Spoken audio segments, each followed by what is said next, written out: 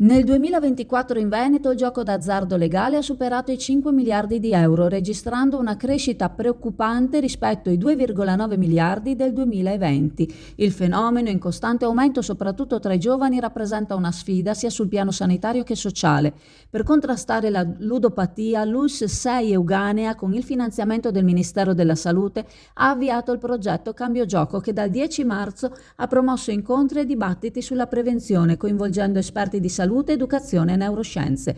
L'iniziativa si è conclusa ieri a Padova alla presenza dell'assessore regionale alla sanità Manuela Lanzarin, del direttore generale dell'ULSS Paolo Fortuna e di altri rappresentanti istituzionali. Lanzarin ha sottolineato l'importanza della prevenzione e dell'intercettazione precoce del disturbo da gioco d'azzardo, ricordando che dal 2019 la Regione Veneto dispone di una legge dedicata che regolamenta prevenzione, cura e riabilitazione.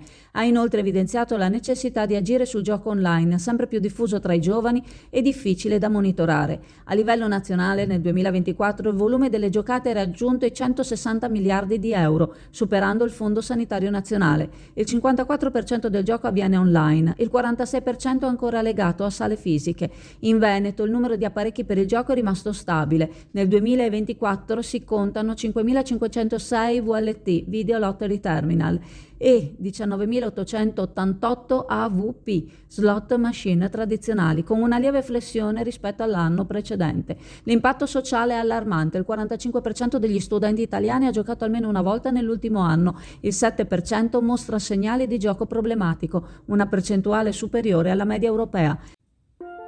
Protecta, scelta sempre da più famiglie e imprese per proteggere la propria casa e la propria attività dai furti e per vivere con maggior serenità. Tecnologie avanzate, monitoraggio professionale ed esperti pronti a intervenire in qualsiasi momento. Solo 60 secondi dalla verifica dell'intrusione all'invio delle forze dell'ordine. Contatta Protecta per un consulto adatto alle tue esigenze. 800 778 779. Affidati a Protecta, sempre al tuo fianco.